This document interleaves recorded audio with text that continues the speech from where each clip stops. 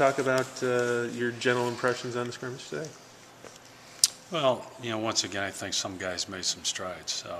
I don't think enough of us are making strides, but some of the younger kids, are taking some steps forward.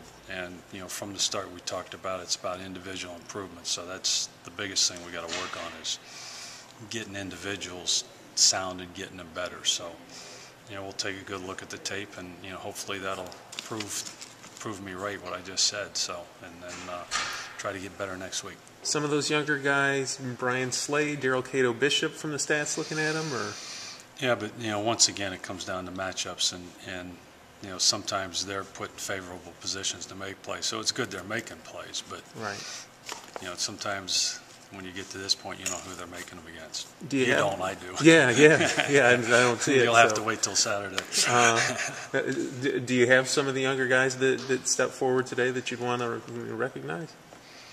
No, I'm not going to recognize anybody, because once I do, then they go backwards immediately. Yeah, I hear you.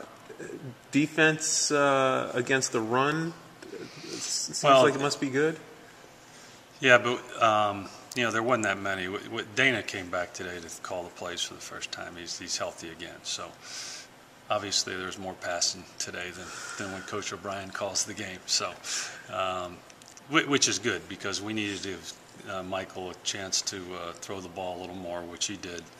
A week ago the question was, how come Sikowski kicked so many field goals? Well, it was because the offense couldn't score. Well, in the red zone segment today, Glennon threw some touchdown passes, so he got better. But it's the yin and yang of spring football again. If he gets better now, the defense has got to step it up, because he stepped it up. So, that's the goal next week is they got to be better in those situations. And, because he wasn't so good, maybe they looked good last week. Well, we got to find out. So we got to keep fighting and keep working. TJ looks like scored 3 touchdowns, had a big game. This is probably as good as I've seen him go up and catch the football. I mean, he made some catches today that he hasn't made, going up and fighting for balls and bringing them down. So, it's a good sign for him. But, once again, he's got to do it again this week. It just can't be a one-day thing.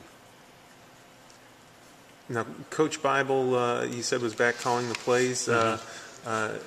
He's set to go for another round pretty soon. Is that right? He doesn't go till after the spring game. Then Gotcha. He goes back to the original, try to knock you out. He goes back in the hospital stuff. Yeah. So he's been through 2 cycles and still positive, but he has his strength back, and it's been a week since he's been on it. So we all felt comfortable, he and I, that he could make it through the scrimmage and do it without having to take a break, because that's the one thing you don't want is continuity in that position and be switching back and forth. So. And now, will he call plays in the spring game, or? Yeah, no, he'll be fine. Yeah, he'll, as we always do, he'll be on one sideline, Jason will be on the other. Gotcha. And I'll be on the winning sideline at the end. You guys got anything else? That's all. Do you have anything else you want to share? No, I've had enough. That's shocking. I've had enough. I don't want to ruin my reputation.